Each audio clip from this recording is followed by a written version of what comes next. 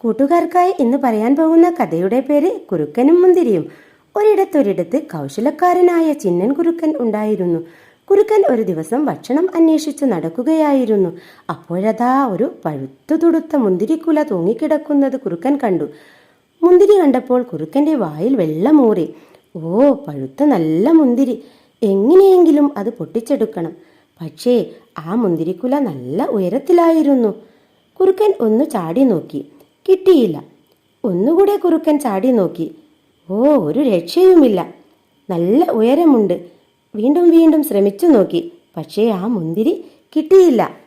കുറുക്കന് മുന്തിരി കിട്ടാതായപ്പോൾ കഴിക്കും മുന്തിരി, പുളിക്കും മുന്തിരി, എനിക്ക് വേണ്ടേ വേണ്ട എന്നും പറഞ്ഞ് നിരാശനായി വീട്ടിലേക്ക് യാത്രയായി. കൂട്ടുകാരെ, ഈ കഥയുടെ ഗുണപാഠം: നിങ്ങളുടെ പരാജയത്തിന് ഒരിക്കലും മറ്റുള്ളവരെ കുറ്റപ്പെടുത്തരുത്. കുഞ്ഞു കുഞ്ഞു കഥകൾ കേൾക്കാനും പാട്ടുകൾ കേൾക്കാനും ഈ ചാനൽ ഒന്ന് സബ്സ്ക്രൈബ് ചെയ്യാനും ലൈക്ക് ചെയ്യാനും കമൻറ്റ് ചെയ്യാനും മറക്കല്ലേ.